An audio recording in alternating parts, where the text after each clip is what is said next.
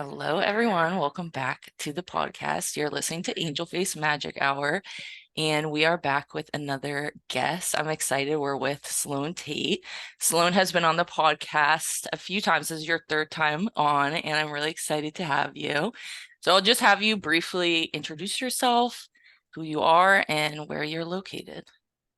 Hello, I'm so excited to be here again with my angel face Grace. Thank you I for coming. My name is Audrey Sloan Tate, but everyone calls me Sloan, and I'm a media mentor, best-selling author, and more recently on my resume, we can put TV personality. Yes. Yeah, you were last time you were on, you weren't allowed to talk about that. So maybe we can touch on that briefly Well, I too. think it's a little part of the story that we talked about sharing today. So we'll talk about that. And then, and I'm based in Memphis, Tennessee. So Amazing. yeah. And this your house you are in right now?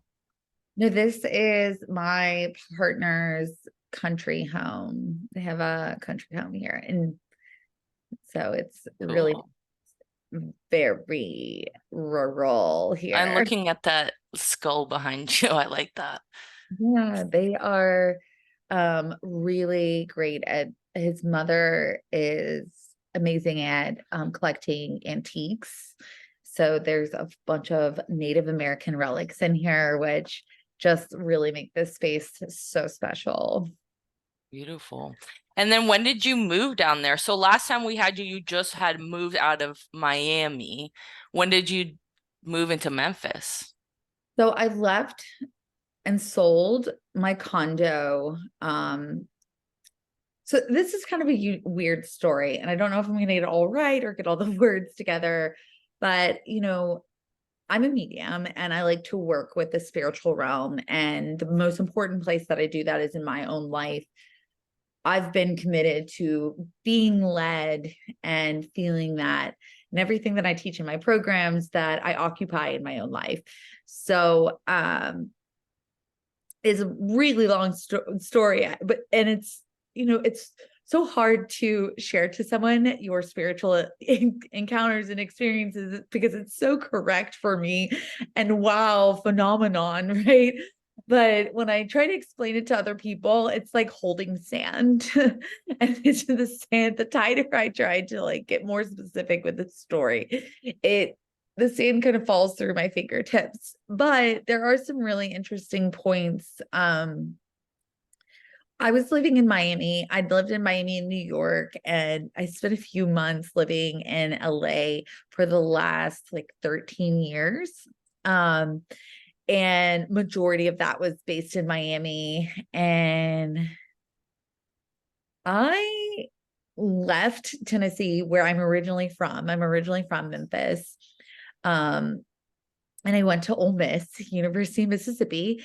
And when I graduated, I was like, I'm going to make it in New York City. And so I went to New York City, spent a couple of years there, and was like, no, everyone that's smart in New York moves to Miami. So then I moved to Miami, and spent the rest of my time there, really fell in love with it. And for a few years went back and forth to LA. For a few years, I went back and forth from New York City, really loved this trifecta that I was living in this fast-paced life. Loved the multicultural environment that I was in. And I loved this aspect that I felt like I was like becoming someone, I was well connected and definitely fit the mirage of what success looked like via material wealth, via, connections and being able to be invited to the correct party. I had a lot of success in that area, especially, which was a lot meaning to me because I was a medium, but I didn't have that experience where I was seeing little, ghosts or spirits around my bed as a little girl. And, oh, I'm a medium. Now let's cultivate it. My mediumship came, and I think maybe some people listening to this might also recognize this because I think it's something we don't always talk about as mediums. It's sometimes we come to this work from trauma because we've learned how to escape our bodies because we had to. And to me, that was something that happened to me at a young age. And so it started to develop and grow. But by the time it was time to discover my purpose and my why, I was met with an immense death. And so grief really taught me what my purpose was. So I became a medium. And not only in my childhood, I was given many prescription medication from the medical industry to help me calm some of these extrasensory experiences that I didn't really understand.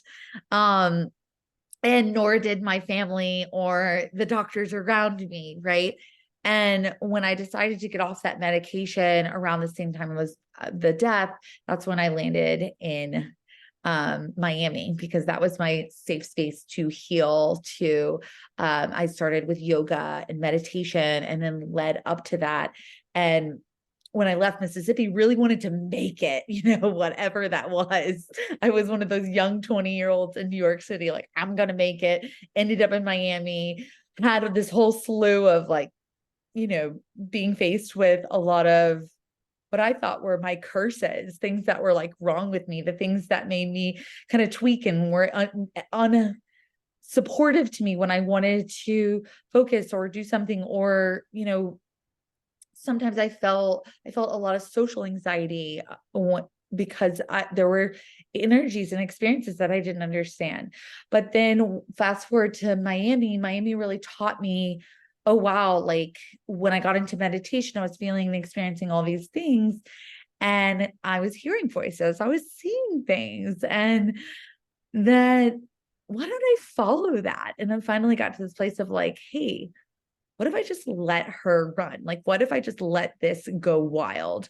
And so I did that, and I became really successful and Did made more people money. in your life, like at the time, like think that was like crazy?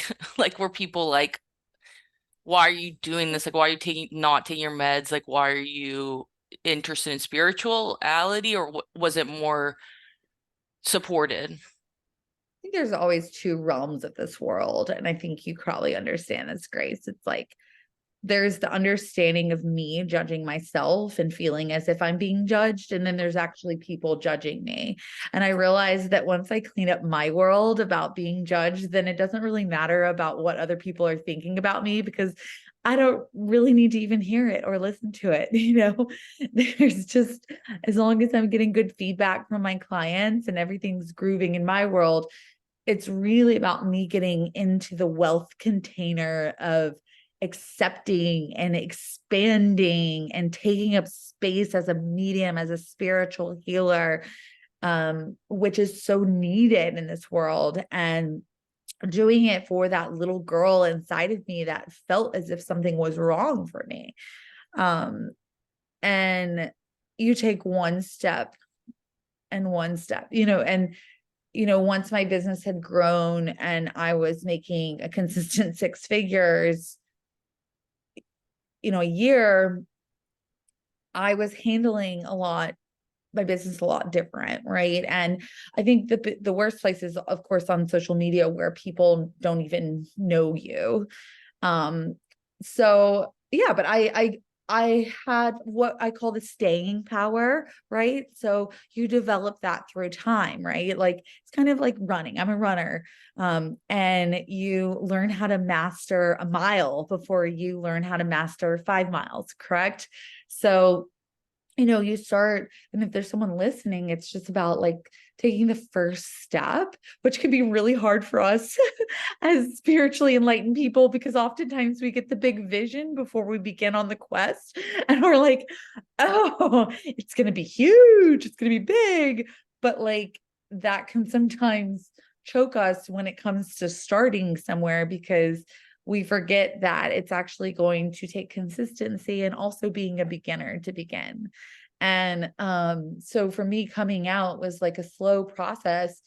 but it became, the more I got comfortable with speaking about it, the more comfortable I got with bigger name clients working with them, or, you just have to take little by little. I have a mentor who told me, I'm like Andy Bing he's a tutor at Arthur Finley, and I worked with him for a while, maybe like a couple years, but he would always say, Sloan, you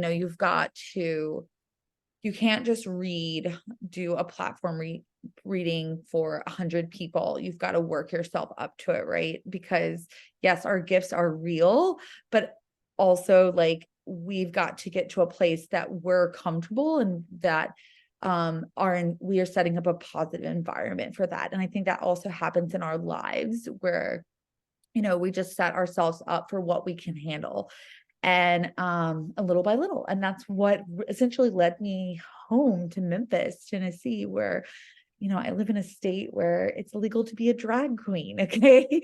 And I'm a medium. So, Way different environment. Christians rule everything around here. Okay. And I don't know what kind of person I'm going to meet from the next. And I'm pretty open that I'm a medium, and I have a huge Instagram, like with a ton of education, and I've helped plenty of Southern women, which I love working with. And that's like more fast forward, but I think that and I also think that I was ready for it as Was well. it hard to listen at first when you were like got those first kind of inklings of like, I think I want to move? Like, was it hard to accept that? Yeah, because I think it's a little bit of this, like, the staying power, the wealth power of like, oh, wait, am I actually ready for that? Because being a medium in Tennessee is very different from, trotting In the around city, where there's LA, more New York, like, people. yeah. Yeah. And even if they don't believe in you, it's kind of normalized that people are in this work, right? And and in Tennessee, it's not so normalized. And not only that, is it not normalized, you have religions here that are telling your people for like all ages, for pretty much a lifetime, that this work is the devil's work. And that like, it's like I'm speaking to the devil, or like I'm going to hell, like just really extreme things. So you really don't know where someone stands when you meet someone. And so you've got to, for me personally, where I'm at is being a little bit more guarded with this information than I would have been so openly in Miami. I use my intuition, what I've trained for. Yeah. But when I first heard it was absolutely terrifying. And I was like, absolutely not. Like, this doesn't make any sense. But I think our greatest messages often come in as fear. And so when it started, it was a fear. And I was fearing that I was going to fail. I was fearing that my business was going to fail. And so I was telling my girlfriend, Danielle Bigby, who's amazing at holding space. And she was saying, what is it that you actually are in fear of when you think about your business failing? What is it? And I said, I'm moving home. And to me, that's what failing is having to like, and I was seeing it as like a white flag surrender. Okay, it's time to move home. And I think I had to talk back to this little young 20-year-old that moved to New York City for the big lights and the fancy things, and tell her that we've already made it. There's nothing we need to do. We've already made it. But I was having really big visions of, I was sharing a house with my brother. I was there for my dad's birthday, all things I never did. Because let me tell you, before this whole happened, I was not a big Tennessee person. I would come in and out, and I just kind of like would come one year for Thanksgiving. And I was like, you guys are slow. Like, I live in the city. Like, I didn't really want to have anything to do with it. And also there was a lot of like past ancestral stuff here that I didn't want to deal with, just I'm better than this. Like that's kind of was my vibe. So I was really shocked when I started getting these visions and I didn't understand it. And that being said, too, while I was having all this success in this mediumship and providing for this big lifestyle that was all being led and guided, I also was really having these deep, heavy conversations with God about family, about relationship, and really wanting that on the brink of 35 years old. Now I'm 36, really wanting that and not understanding why it hadn't happened for me yet. So, and I think in the spiritual journey, it can be a very lonely journey as well, because we are so comfortable in our inner space that it's so easy to create that as a normal lifestyle for us. And I really wanted something different than that. I think people too, at least in my experience, like I feel like it's sometimes that same thing of preconceived judgments. You're like, oh, if I were to let someone in my life, whether that's friendship or romantic, like they're gonna think I'm weird, they're gonna this, like they're not gonna allow space for my practices. So I think it's like, yeah, clearing out that story of like you're not acceptable if you choose to do something like that. Yeah. So this is the interesting part, is that I feel like all of a sudden I started getting all these downloads that just all click, click, click, click, click, click, click, click, click. And I'm like, wait a second. What's really meaningful is what behind I feared, because I was dating, but nothing ever was like clicking. I had gotten to that space where I'm okay, whatever, I'm a medium. You don't have to understand it. Like I'm supporting myself. I'm living a very nice lifestyle right now. Like I have a great life. I have great friends. I have great experiences. And I have this beautiful connection with God. So I really don't need, another connection, and what I realized too is that my life was so full and I had so much figured out that there wasn't really room to actually need a partner or need a relationship. And, um, and to your point and what you're saying is that what I really looked at, what I feared the most. This is going to be horrible. Okay. But I don't know how else to say it, but like I really was triggered by Southern white men that were not like what I was around in the environment that I had set up for myself. And on this brink of realizing like I'm the most triggered and my biggest fear is to move back home. Now, my biggest fear would be around white Southern men. Like they really scare me. Yeah, feeling trapped. Yeah. Yeah, but not even trapped. It's like, oh, wow, there's something there that I haven't faced yet. And like, when I actually think about the person that I want to spend my life with, I want them to like actually kind of scare me a little bit, because here I am in Miami dating, and I'm dating and it looks all great on paper, but I'm not feeling a connection. Nothing's actually sticking, right? Because I'm thinking to myself, if something's actually going to have to stick, I'm going to have to like open my heart and be vulnerable and be scared. And none of this is scary to me. Going to the yacht club, getting on a yacht, like going on these expensive dates, being with these like flashy men, like do not scare me at all. Like being with spiritual men like didn't scare me at all. What scared me was thinking about dating in the South, in Tennessee, with Southern men, and feeling like I want that acceptance, that belonging with them, but also feeling like they were going to judge me, right? And that was what scared the living crap out of me, but also this remembrance of like I had this alchemist moment where it was like I had been hunting for something, and all of a sudden it was like the treasure is at home. Like you've traveled so far, but don't forget, like the treasure is at home. And so I was like, all right. And you know what is most attractive to me is a man that looks like my heritage, like where I came from, which was not the case when I was currently living in Miami. That was multicultural with all different kinds of backgrounds. And but really what I felt was so meaningful to me was to return home. So I did that. And I the step by step sold listed my condo, crazy price, because I was like, Spirit's guiding this. So what's the number? We got a number from Spirit. It was an atrocious number. More than you paid. Like I'm just I nosy. lived there for a year and a half. Like, let me tell you, I paid like 300, I got 300,000, like we listed it $300,000 over what I had bought it for a Oh year wow. before that. Okay. Like when I'm saying crazy, I'm working with Spirit here. Okay.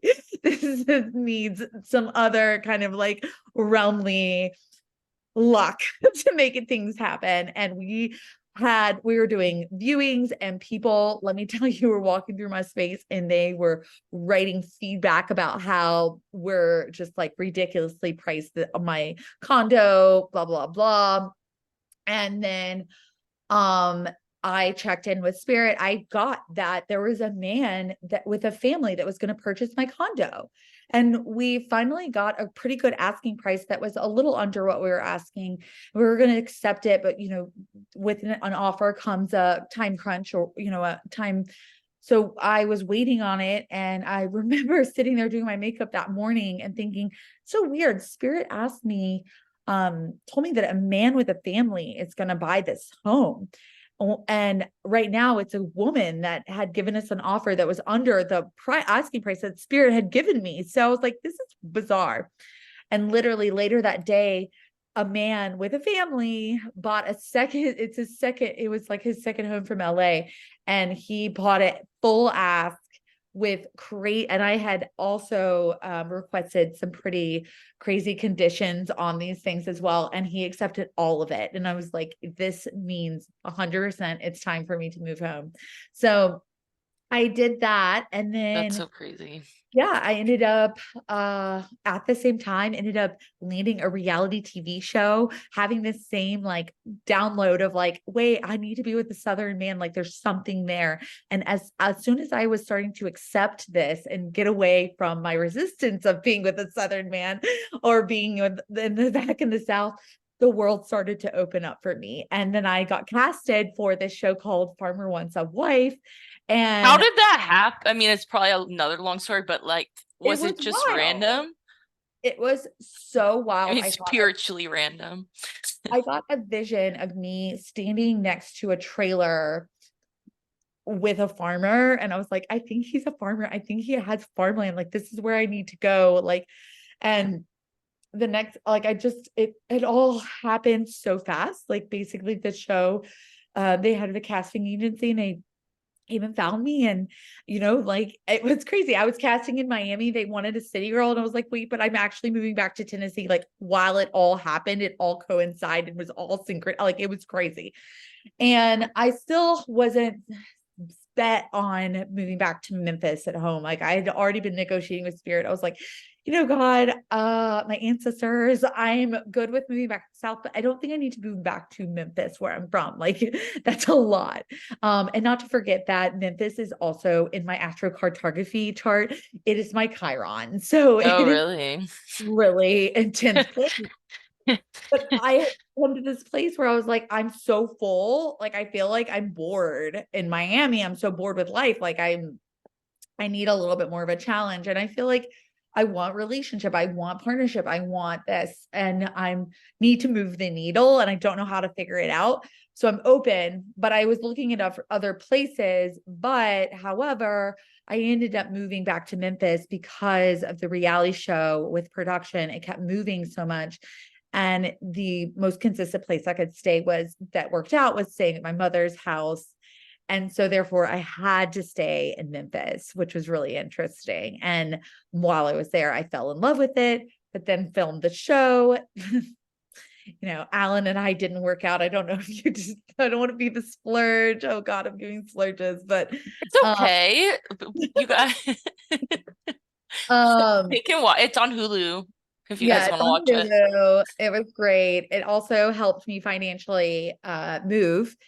And then and it was just so crazy. Yeah, it's on Hulu, on Fox. And that was scary because I was a medium. I was Yeah, like, I that's was like a crazy. producer, and I was on like, really with farmers that are not in the beliefs of mediumship and psychic and all that. That was really like not always a safe environment, but it felt great because the production team was all from like New York and like, they in LA, and they all understood me. And most of them had like at some point like done ayahuasca, or they had some kind of cool story they wanted to tell me about. But then the actual farmers that were on the show, and the women as well, were pretty conservative, and some of them were open. And some were not.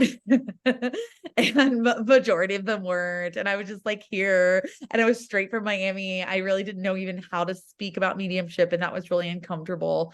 And then I think that was like kind of an oh shit moment. I feel like I've like eaten off more than I can chew, but it was great because the show wasn't about me being a medium. It was just about me being me, and dating in the South. And it was a very honest look at like where my life was.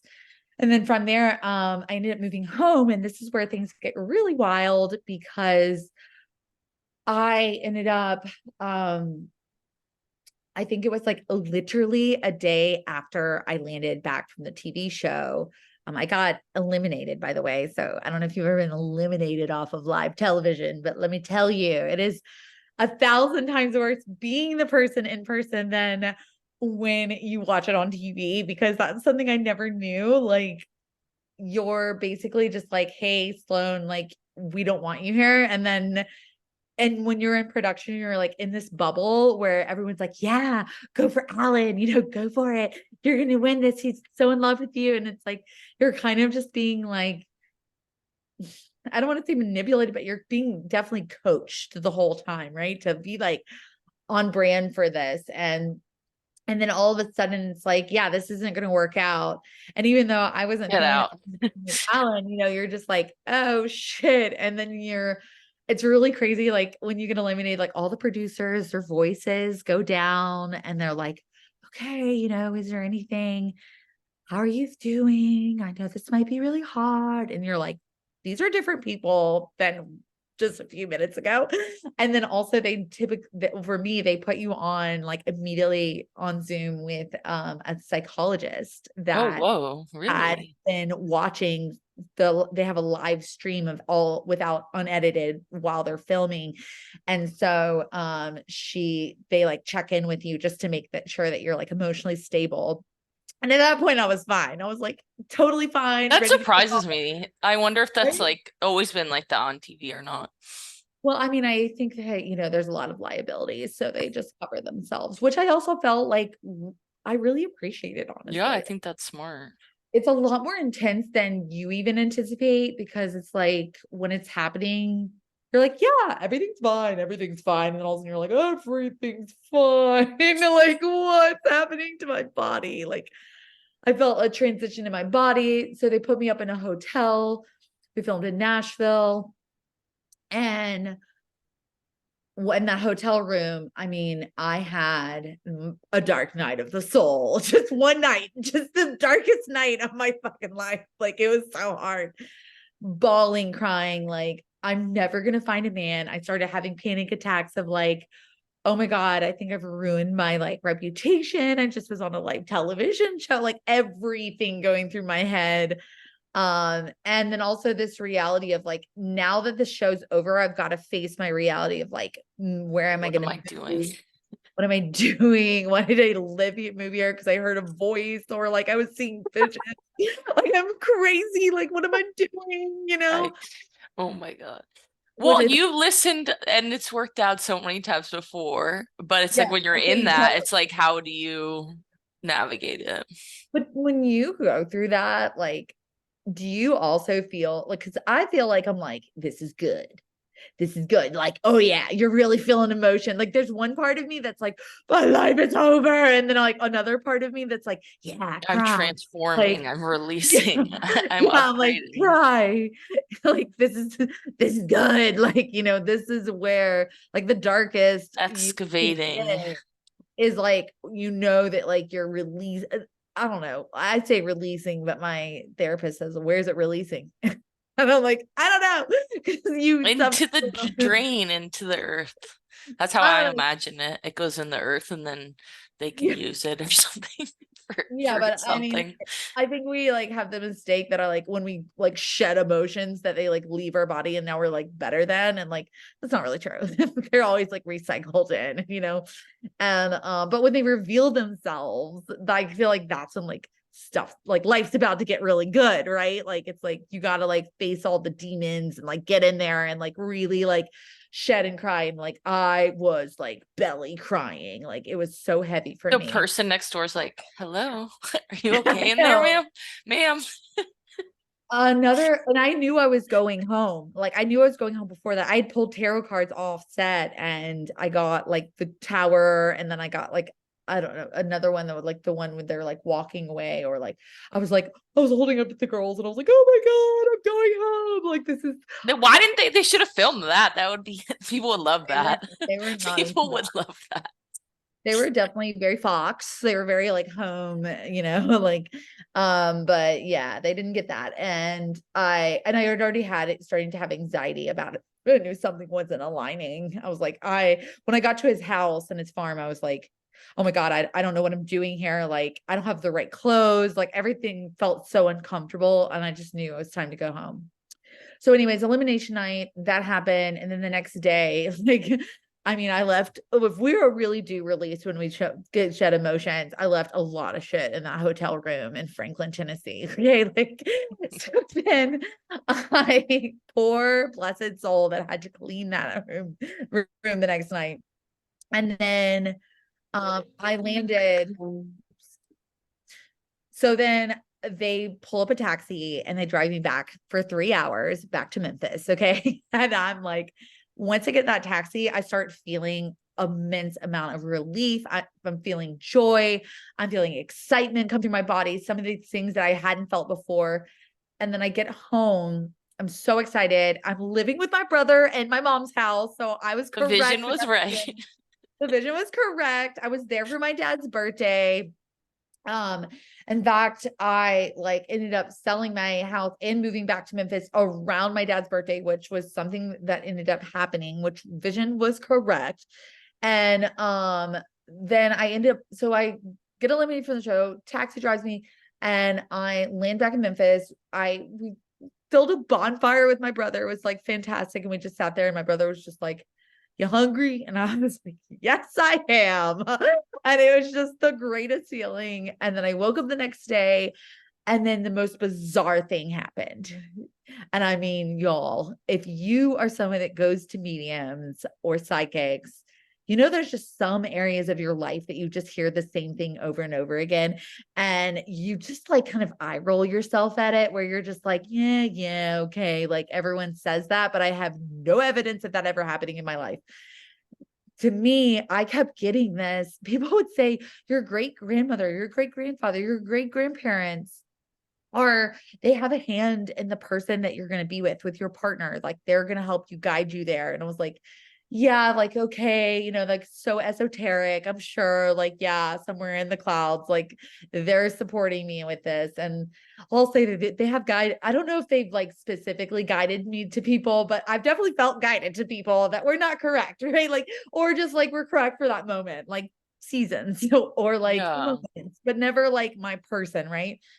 And then I got a phone call out of the blue from this man who is you know he was my great grandfather's best friend, and I grew up with him. Like he was just like this beautiful Jewish man that was always a part of our family. He was just loved my great grandfather and my great grandmother so much, took care of them, was there like every day at their house. And just was always so great. And I haven't talked to him since my great grandparents passed away. So that's like literally almost a decade, like since I've left for New York City. So talk about a whole cycle ending and closing. He called me and he's like, I can't explain it, but Sloan, and very, businessman, very professional, and it was just odd to hear what he was saying, because he said, I can't explain it other than I feel as if your great grandfather is influencing me. And I feel as if I need to introduce you to another really good family friend, a man named Drew. And I feel that you need to meet him. So, and I was like, okay. And of course, in the moment you're like, all right, great. Like, that would be great. So good to hear from you. And then also, of course, like, I'm a medium. I understand what's going on. I'm like, yes, my spirit guides are coming through. Like, this is fabulous. And also, like, I'm going to trust this because there's nobody else in the entire world that I trust than the spiritual connection and the people that I love the most, my great grandparents, who really, I feel love me and support me. Especially when it's coming to like someone it's not like, oh, you got a reading and they said it like you said. It's like someone just calling you out of the blue and has that experience to share with you. I feel like that's such a Yeah, and let me tell you, I've heard this for like clear. 7 years, okay? And I finally have something that's tangible. I have Sometimes it something takes a tangible, while, you know? like 7 years, okay? So you're like, okay, I understand what's going on. I've heard this before, but this is something tangible. So let's see how this works out. So I meet Drew, and coincidentally, he also has a farm. So we're still in the farm category. Um and yeah, I mean, honestly, we're great friends, but we did not take it seriously. And so there was a lot of things that I knew exactly, like, oh wow, this is, one, he's a southerner, and he's white. Well, he's kind of Italian, but he's white. He's still in that He's category. connected to your Scares family me. too. That's so crazy. Connected to my family. And connected by like someone that's so important in my eyes. But there was like little things where I was like, gosh, I can really see how my great grandparents would want me to be with this person. Like, he's a phenomenal piano player. My great grandmother was a great piano player. He's an artist, and me and my great grandmother, we used to paint and do art and talk about it all the time. And we now do that with Drew, which is really great. And then, um, we love riding horses, being around horses, which is something that was just something that really reminds me of like my home. And also he grows fig trees, which was such an important, like, important memory of my childhood, because my great grandmother had these big fig trees, and in the summertime we would eat them right off the tree. It was so good. And what's beautiful is that Delicious. although our families, like, his dad knew of my great grandparents, but we had never really been mixed or introduced. And I don't think I've ever met him. We had tons of friends in common from growing up, but we didn't have yeah, so it was all interesting how all that imploded. And of course, it's so easy to be like, oh, the signs, but in the moment I was calm, just like going with it. And also, let me tell you, it was messy. It was not just like, for me, it wasn't like, let me just step into this beautiful, like, glitter rainbow and like run off into the sunsets. Like, there was like, oh crap, like, I've been this single powerful entrepreneur medium that feels like she knows the correct way, because I moved from Miami, where I feel like I'm like, I've been living in the city. Like, I know what's going on in the real world. You've been in Tennessee, like, I had to like come down to earth and let go of my ego and learn how to be a partner and not like just bulldoze someone. So, and then, yeah, but anyways, we didn't take it seriously. And then finally, when I was like, but I really did trust it. I trusted it because I knew that spirit had guided me, and I stuck with it, stuck with it, stuck with it. And then finally I was like, you know what? This is my honeymoon boyfriend. I'm done. Let's just cut the cord, and I'm ready to move on to my next person. And that's where the spirit baby channeling came in. And if someone's listening to this point, this is like definitely for you, because I feel that this is really the magic. And essentially what happened was that I have some family members, I won't say who, I'll keep that private, but they're having trouble having children. And so I had bought them some spirit babies books, and I said, you know what, this is interesting. I've never really researched a lot about spiritual babies, but this is great for my business. So I read this book, And so when I read this book, it was like talking to your spirit baby. Like, your spirit baby is a guide. Like, if you're meant to have children on this earth, even not, like, you can talk to these babies and say, like, I'm not ready for you to come into the physical form now. Or you can tell them, I'm ready to come into physical form. And a lot of times when we haven't met that partner, we haven't found that, like, had our baby yet, it's because we haven't had that conversation with your spirit baby and being honest with them and telling them, like, I am ready for you to come in to my life. I'm ready to meet your father. And for me, I realized when Drew and I weren't really taking things seriously, I was like, okay, I'm done. I'm ready to like find that partner. So I'm gonna let go of Drew. And I sat down with this book, and I I just read it, the book. I didn't really do anything for it. I was more like, oh, I'm gonna do this for my sister, but also like, I'm ready to meet your dad. And then I was in therapy and I did EMDR, and my therapist did this EMDR on me. And what I saw was like this innocent little baby, like a newborn. And my therapist was like, bring the newborn forward. And like, I think we were talking a lot about like my innocence and being able to express and be innocent and not so harsh, especially coming from the city and So you're hustle like, this is a culture. metaphor for my inner baby. Right? And like during the EMDR, I'm like, no, I don't want to bring the baby forward. I was like, it's so hard. You have to make money here. And like, I've got to sell programs, and like, I just can't, like, and like, I'm like, family is so hard. I was like knee deep in all my trauma from my childhood that all came back to face me at this time of being home. I'd lost my identity of being the successful medium in New Miami. And I was just having phone conversations with my friends in the city and hearing about their fabulous life while I'm sitting in like, the middle of the country. and then, like, and then I'm seeing this little baby in this EMDR session. And I'm like, she's so innocent and beautiful. Just keep her there. Like, I saw my great grandmother holding her in this hypnosis. And I was just like, keep her with Graham's like, oh, that's gonna make me emotional. I was just like, that's the safest place she can be.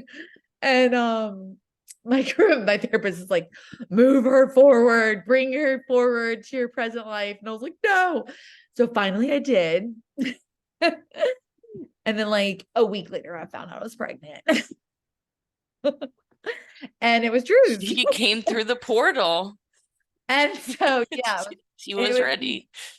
it was so bizarre. I mean, I was like, oh my God, it's happening. And it is Drew. And we weren't, I don't want to speak on our relationship or, his part of it, but I can definitely say for me, I wasn't ready to be, it's interesting. You're like constantly praying for these things and you're like, where is it, God? Like, have you forgotten about me? You go through all these different emotions and layers and like, and then it actually shows up. And for me, in my experience, I was not prepared. I was not ready. So, but talking to my spirit baby turned into talking to a fetus, and then really learning to love that innocent side of me, and also now like protecting this little being that is now I'm currently pregnant, and so learning how to connect this little spiritual being. I'm literally a portal from the realms.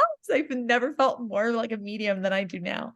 But and I think that it's just like recognizing that one, there's God's timing, and that it is really a timing. And I hate that sometimes, especially when you're in the waiting season, when you're just like, look. And I don't know if there's anything that you can do to like push that forward, but I definitely think taking risks will support you on that journey of making it happen, regardless of whatever you want, and really listening to your fears and getting to know where those areas that you feel so comfortable and almost bored, and that become like a security blanket to your identity, and being able to reveal those things. Because in order for us to receive, we've got to be vulnerable and we have to have space in our life to receive them. So if you're on top and an expert at something, you're not in a good receiving zone in your life. So for me, giving up my life in Miami and the city, and even my like identity of being this like great medium, um, I gave it all up. And I don't really know who I am right now, honestly. I'm sitting in a farmhouse in Tennessee and You're I'm Sloan.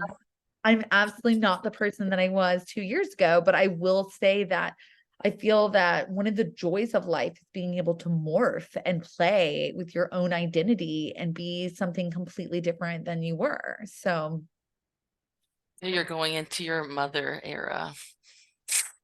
yeah, I'm going in my mother era. And I think making this shift was like what made that possible. And it was something that I really wanted for a long time.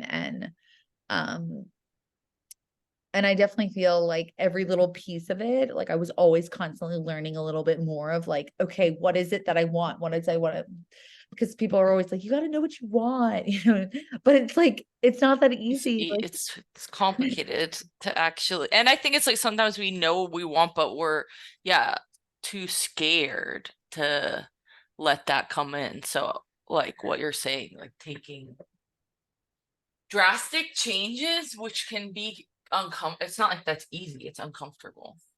I think that we're most scared of like, what do we have to let go of to actually receive what we want, right?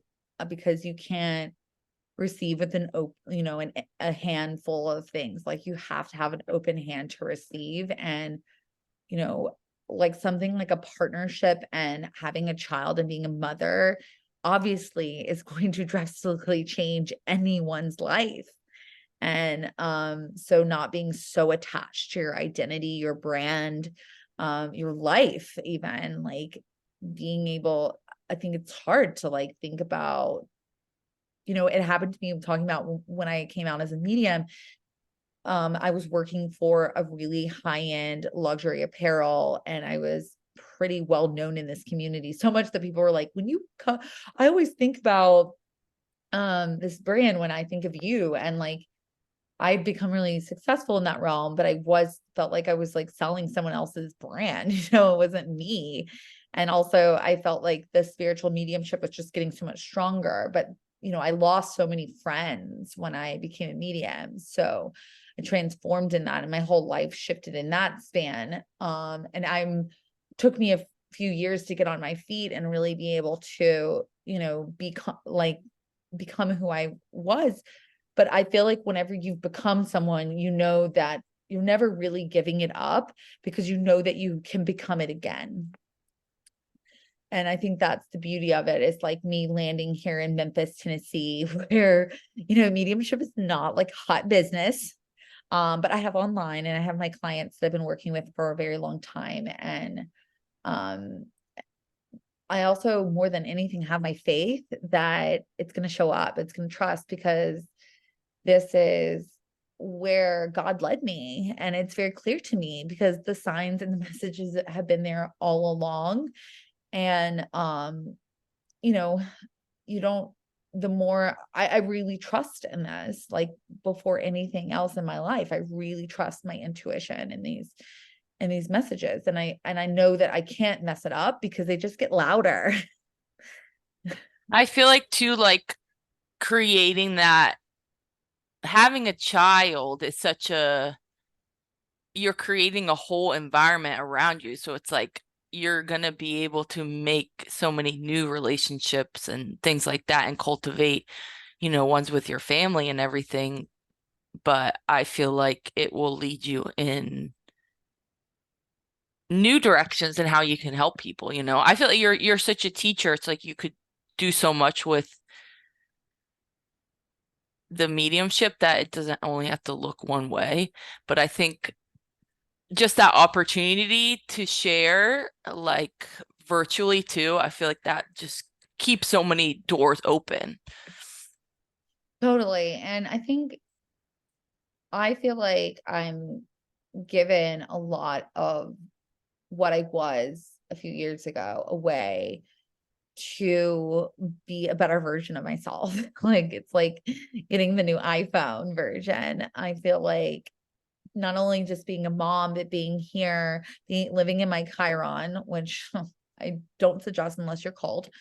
Um, and then being in a lot of ancestral like healing, you know, um, has made me a lot wiser and a lot more humble and softer in so many ways. I've learned more lessons this year than I think I've ever learned, and they've been so impactful. So my connection with spirit keeps changing, and my bond with my own spirit guides, my ancestors, my spirit babies, um, are here. And so I know that it's like so worth it. And also I know throughout time, like I've been here, I've made big transformations in my life. And I think if you've done that, then you know, like it will all work out and it'll be so much better than you can imagine. So I'm in year 1 of living in Tennessee for the full year. And I sold my condo September 15th last year. And so Just a little over a year. so I'm going into the season and now I'm pregnant and they don't stop. And, I feel more connected than ever. I'm so in love with nature. That's been one of the biggest blessings of just humbling a lot of my life. And also there's airplanes and I'm able to connect and go back to my friends, but things have changed. A lot has changed and that's me. That's really changed. So I'm so grateful. And through this experience, I found an amazing partner. Drew is so supportive as well. And we're so excited for this new baby. I'm so proud of you, and I'm happy for you. Thank you. It's very different. So you have to have that staying power and being able to trust, even though I did notice this year, like a lot of lessons, which I thought it was really hard, but like to me, it was only hard because I was being handed lessons from the universe or God that I had never dealt with before. So I hadn't really dealt with I dealt with business, I had dealt with, clients and but I hadn't really dealt with like intimacy in a while or like, family, our relationship stuff. And so that was really like a new genre for me. I hadn't dealt with some of that stuff, but I had been wanting to work on it for so long. But definitely getting a therapist has been amazing. And um yeah. And I just want to say anyone that's listening and they hear me say astrocartography with the Chiron, I don't know how you would describe astrocartography, Grace.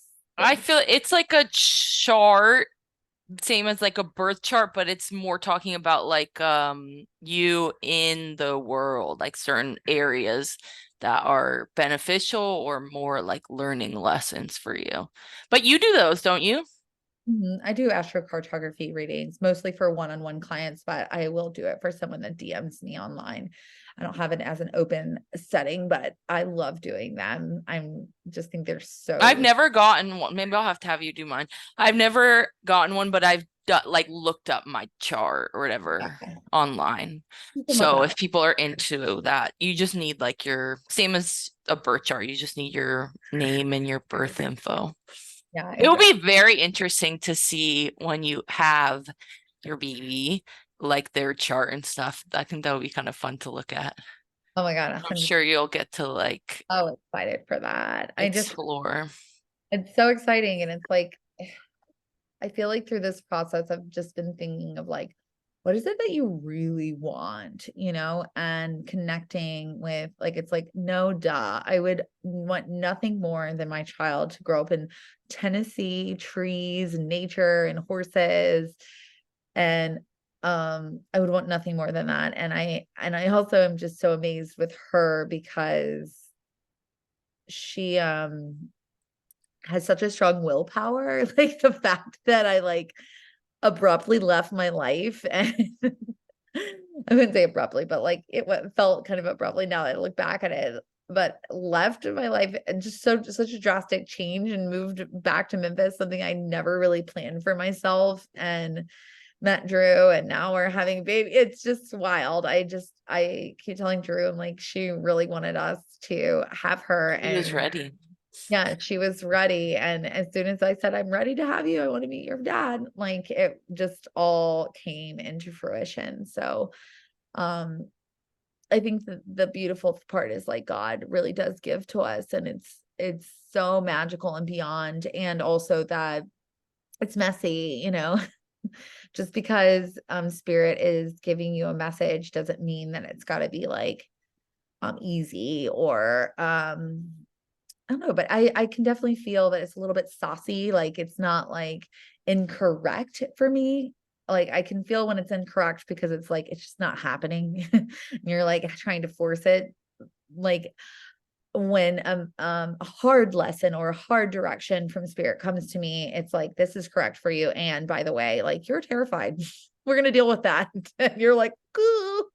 Yeah, But facing our biggest fears, I feel like often is the way that we can break through to something different. yeah, totally. Well, I'll just ask you a couple questions before we close out. I'm curious if people, two things, if people want to like start thinking about establishing that connection to like a spiritual baby, like what was the books and stuff that you read? Any recommendations for people? I know a lot of people, I some of my clients have been talking about that recently, and I've been seeing some babies. I feel like it's just kind of like comes in waves. It's very interesting.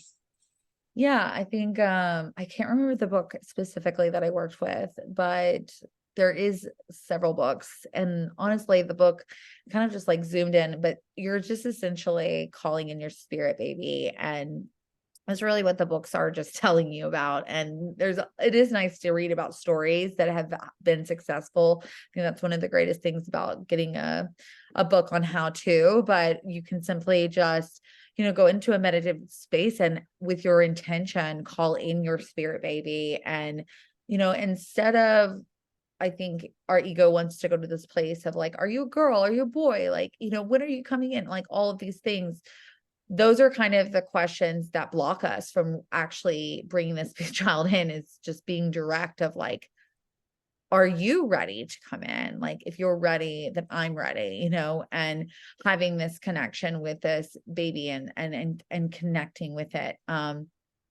Because I think that will be, that's really how it is. And also, by the way, I'm a medium and I'm pretty intuitive with my life. And I don't know. I also saw this happening so differently. Like I even really thought I was going to have a boy. So, even though like I can see all the ways that I was being clearly told that I was having a girl, it's like our ego still, we have to make room for our ego because the ego is always there. And so, um, just being able to sit with that energy and meditate and really call that spirit. And the EMDR was accident. And actually it was like but that's similar to what you want to do in the meditation is go to this baby and like essentially bring that baby forward into your life. I think that those are the most helpful things. And then also just calling them in your life, like just the same way that we do our ancestors or loved ones. And I think anyone listening to your podcast is probably pretty in tuned with their intuition and guidance. But, sometimes I definitely believe like having days, especially when you feel as if you're worrying, because when we are, especially around children, like we can start to have in relationship, like, where's my partner? Where's my baby? And when you're all by yourself alone and you're just like, the hell? Like I was telling you, like 7 years of getting the same message in readings. And I'm like, what the hell? Um, just sometimes it can be really hard and sometimes it's lighter, depending on what's happening in your life. But I think just taking a pause and having a spiritually lifted day always makes me feel a lot more connected to my path and to my ancestors, my guides. So I think about it like a worry-free day, or a place where you just let go of some of that worry and that fear, and you just you can just do a day, a week. You start off in that level where you're not thinking about it, but you're just also feeling guided and led with all the things that you do. um and that can be really fun and exciting to see what shows up for you. Yeah, I think it's just like making space, like you mentioned earlier, like you can't hold all these things and then grab something else too. It's like you have to create space in your mind. I saw like I don't remember, a couple weeks ago or something, you posted on Instagram about painting that room pink, and then you're like, okay, now it's gonna be for my little girl. I was like, oh, that's so funny, because you're getting intuitively led, like, let me do this painting, like, Yeah. let me do this like healing activity, and then it's leading you to something. You don't necessarily need to know why you're doing it. It's Yeah. just like, yeah, trusting. Totally. So I'd love to just have you share with anyone. You were saying you have a couple classes and stuff coming up, and then any other ways people can connect if they want to get a reading. And then I'll put all Sloan's, links and stuff in the show notes so people can find your social media and your website and stuff. Yeah, I think the biggest thing is my Instagram. I'm most active there, and it's under Audrey Sloan Tate. And then I have a really exciting Black Friday sale. And I know I just told you this whole story about me going to Tennessee, but there is another person that felt the call to move to Tennessee around the same time I did. And that is Marielle from M is for Medium. And we are partnering together for a really exciting up-leveling program to live your life with spirit. So if you've been hanging on the edge of your seat hearing how I've been living just like with the wind and spirit, and you want to feel that freedom within your own life and that trust and confidence in yourself, we have a program that's coming out. It's called Spirit Circle, and this is going to be so extraordinary. And I'm also using, this is like a countdown to my birth. So the energy in this container is going to be absolutely electric. And yeah, there's just some really, really good content. I think we're offering readings for everyone in the group. We're doing Zoom calls, and then we're also doing some other really fun ways to receive information and build and strengthen your intuition. So we are not going to open the cart till Black Friday. And so if you're listening to this, I'm giving you a huge, huge gift, because we're giving massive discount. And I know if you're listening to this early November, mark your calendar for Black Friday and follow me on Instagram. You can even email me or you can even message me to get on a list of people that will get first access. But it's going to be so extraordinary. And so I can't wait. I think the best thing is that we said, this is everything that we needed. Yes. I feel like those are the best programs when you're like, man, I really needed this. So we're opening up that space for a limited amount of people. So if you're ready to go And it into will be for anyone like international or whatever. We got some Australian all online. listeners. Yeah, that's funny. I have a big group from Australia as well. Yeah, I was They're spiritual down there. I don't know. They got the energy. I want to go down someday. under. Yes. Yes, it's all online. So we're thinking about building this container even more and doing amazing things locally, but right now it's all online and accessible. So yeah. Cool. And so when are you due? February 9th. But I'm hoping that she's like, it's so great because like I just told you that whole story about how Drew and I like were called back together. She's like our little Cupid, and that's what we call her. But now I'm thinking that she might come a week late and then she'll be like February 14th. But this Oh, is like that would be so totally, cute. this is So what not is fair. February what's the astrology sign? She's gonna be a but I can't think of it. She's going to be name some of them. What is Well, it's not Capricorn because that's January. not a Capricorn? So She what comes after? Is that Pisces? I can't remember. like I'll look it up. Someone, you guys, I'm a psychic. I'm not an astrologer, yeah. but I do Oh, like what is it astrology. called? She is a It might be Aquarius. yeah, she's Aquarius. Ooh, that's like very like intuitive. I'm sure even just being in from your family and stuff, there'll be like ancestral intuition, but it will be interesting to see how it comes through for her. I mean, honestly, just telling you this whole story about how her little energy pulled me all the way here. Like, I'm like, yeah, this is a real Aquarian energy. So just imagine when she's actually here. I'm so excited. Well, thank you so much for talking with us. We love you. Love you too. And for those who are listening, yeah, you can find Sloan in the show notes on Instagram, on your website. You can read your book. I have it somewhere on my Guide to shelf. Afterlife Communication. It's on Amazon. Yeah, and that's a really great place. And we talk more about her book in our first interview. So if people want to go back and you didn't listen, you can check it out. It's really So good that'll for be people really that have cool. just passed. So they're Okay. currently reading. Well, thank you so much, and we'll see you guys next week. Thank you. Bye.